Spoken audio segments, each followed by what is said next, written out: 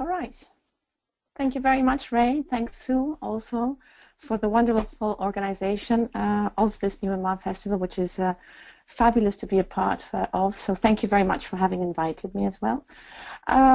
It's lovely to be speaking to the NewMR community about what it is to be a NewMR researcher. I think that probably one of the things that you will notice about the presentation is that it is a bit philosophical. And so I'd say just listen through it and let me walk you through it and enjoy it. It is an invitation based on my practice at groh, which is my company from which I work on the area of marketing and innovation particularly. So I am not, strictly speaking, a researcher, which probably makes this a bit engaging as I look at the research profession and NewMR a bit from the outside, but certainly with a lot of things to share with you on this area. And I've recently published a book by the name of Change Ahead, in which my mission is to start a conversation about how research, strategy, and design can work together. And this is what I'd like to commence with this presentation today, to get that conversation going, to speak about the issues that really matter to us as researchers.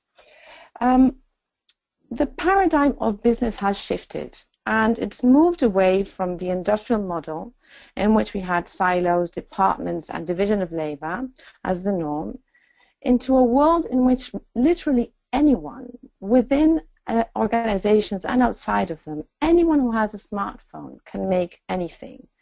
And I call this time we live in the era of creative empowerment. And this era of creative empowerment brings a challenge, and the challenge is if we can make anything and we have the ability to make at our fingertips, then how do we best engage with our markets and how do we learn best? And it means that we need to start looking at the world more as a team of people that work together, a team of people that has the ability to learn, to relearn, and to adapt.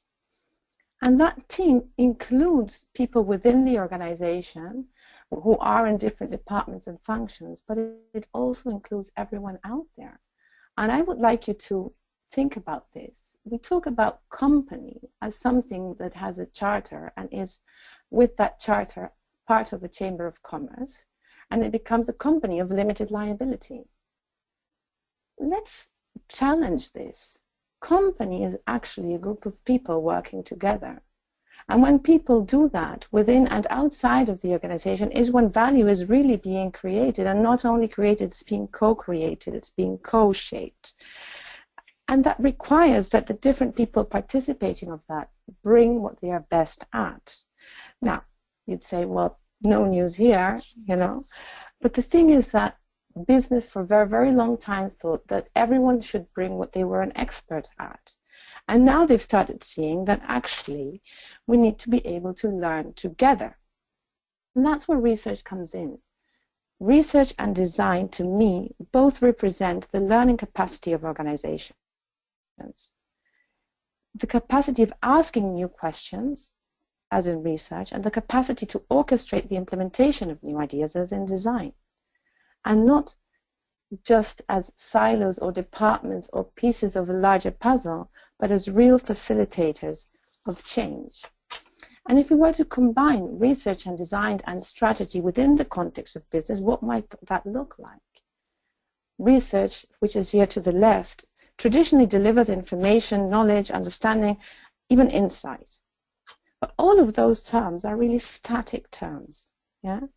If research engages with strategy on the one hand, then what you'll have is thinking models, mental models, thought models.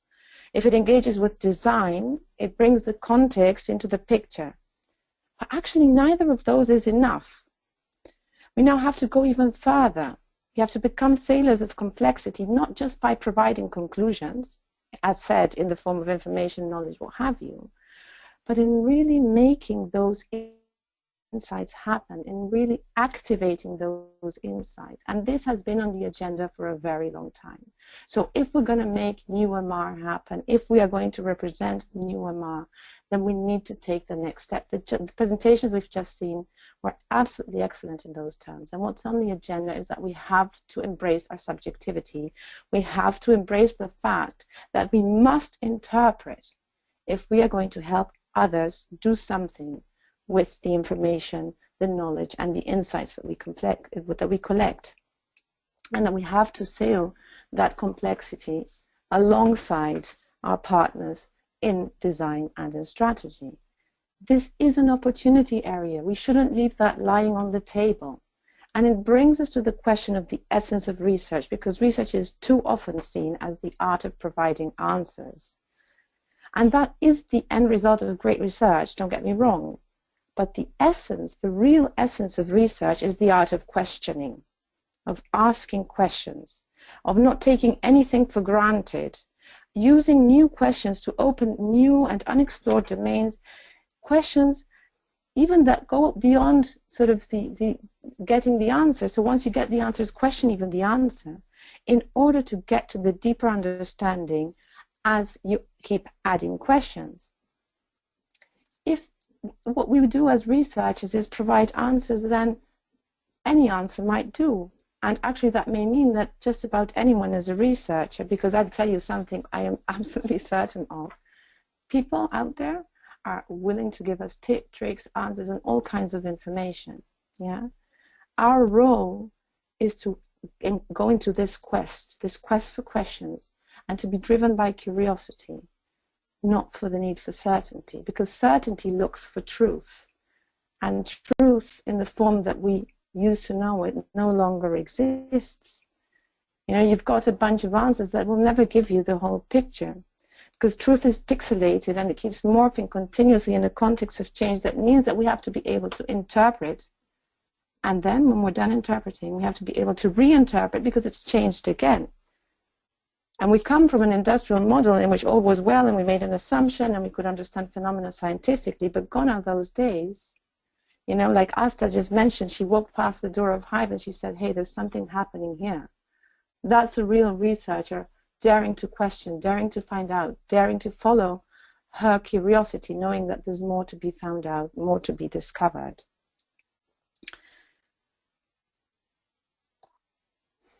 So as that context changes, we are potentially the ones that are able to bring the connection with context, bring that about within organizations. And as we do that, we will help our companies to bridge theory and practice. Because, you know, theory is like writing a strategic plan. It's what you intended to do. But while in theory and practice might be the same thing, in practice they never are. And so our capacity to open up possibilities by asking questions and considering what might be possible brings us in our natural role to the very essence of the strategic process. Because when we are proactive, we become co-designers of strategy, because we don't only bring potential answers, but new questions. And it helps understand what are the signals of change, what are the possibilities for navigation, and we become versatile instead of being the ones sitting behind the desk waiting for someone to come and ask us to explain something. This might look like this. I tried to put together in this chart how our role in bridging theory and practice works, yeah, and why interpretation matters. And it matters because it provides input to strategy. And this is regardless of any method, tool, or approach that we choose. Essentially, there's going to be 4 angles, well, at least 4 angles, I'd say, from which we can co-design strategy from a research point of view. Yeah, and these 2 axes, what we see is theory versus practice. Yeah, so on the vertical axis, we see theory, which shows, well, there's a strategic intent, there's a plan, there's something we want to put into practice. And to the bottom of the axis, we see practice, which is essentially the way startups and smaller businesses work. And say, oh, they find ways of getting things going in practice, and then they seek to generalize that and build a theory, build a brand, build a plan. On the horizontal axis, what we see is the level of contextual immersion. To what degree are we interacting with things directly? And as Edward nicely suggested in his presentation, are we able to embrace that subjectivity and become part of the context, immerse ourselves in it, dive into it to understand which surprises are there getting up close, which new questions arise. Whereas to the right, what we see is acontextual studies, so removed from the studies, where we kind of know what we want to find out, we have a hypothesis, and then we are able to seek answers. Now, if you look at what is on the right-hand side of this chart, what you see is that our ability traditionally has been to catalog phenomena, to validate hypotheses, to map out and to storify patterns, but that merely is the realm of observation. The realm of interpretation comes about when we are able to dive into the context and we are able to combine both art and science in order to reach understanding that becomes our own and that gains an expression in making things happen and bringing things to life within organizations. This is why good researchers will combine both the art and the science to provide the understanding of the emerging patterns that are there. Observations anyone can observe, get answers anyone can get answers. Yes, we might have a methodological discussion about whether those are valid or not, but they're going to be there in one way or another. Whereas what we can do, like experienced sailors, is to help businesses understand when do you go with the flow? When do you play with the wind? And when do you want to adjust your sails and take out those oars and push to the destination that you want to go with focused efforts? And this means that we don't only observe, regardless of the techniques that we put into play in order to do that. That is secondary to the role that you take on. Apologies there, I went a bit too quickly with the mouse click. Yeah, other people are interested in what research has to offer.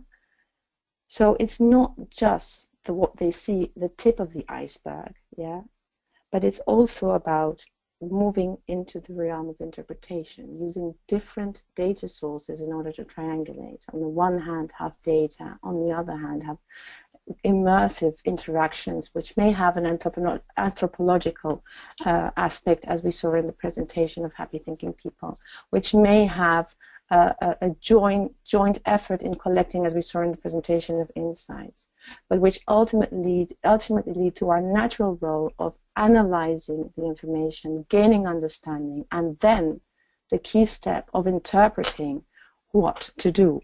And that is the very core of the strategic process of understanding what are our possibilities, what are our opportunities, what are our scenarios, and interpreting what our role might be within those.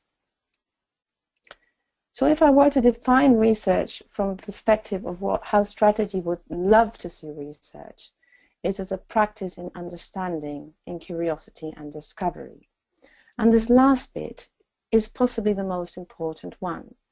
Discovery is that luring pull of questions, and it's what research can learn from design. It's an attitude that is absolutely crucial because it rests on a very simple idea that to designers is very own. And that is that there is not just one truth, but many, that it is pixelated, that it is rich and complex. And when we as researchers embrace that, our pitch to the strategy people is no longer about finding answers or uncovering truths or even giving guarantees. We become a true co-designer of strategy because we bring in the questions and the interpretations that help co-shape the future of organizations. What might that look like? That would be a world in which researchers are interpreters that navigate the context, that are able to reframe the issues by getting to the heart of matters, that can bridge theory and practice, and that keep onwards and onwards on a quest for questions. That's all very nice in terms of philosophy, but what might that mean in terms of the things we have to start doing?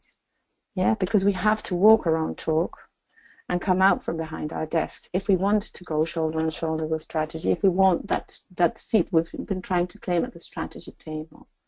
And it starts by accepting that the truth has a large element of duality and is very pixelated. And to explain to our stakeholders that we are here and we will step up to the challenge to start interpreting findings and help activate them. You know, one of our key frustrations of researchers in industry is that no one activates the learnings that we took so much care and detail into putting together. Well, then let's step up to that challenge and team up with them and show them what that might mean. And this means that we start questioning and we start interpreting, and we move away from just investigating and just providing information. And that's a scary thing to do. But to the degree that we are able to do that, we will help, by using our natural role, we will help business get to the heart of matters.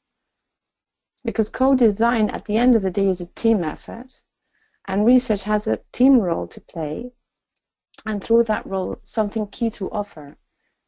Namely, that by making the strategy goal meaningful, by bringing in the human lens, we are helping strategy see what the possibilities are, and we're able to provide the next question and the next and the next to help business continue to be sustainable and continue to be engaged. Thank you very much, and I wish you lots of luck bringing this philosophy into practice. I'm really happy to answer any questions you might have.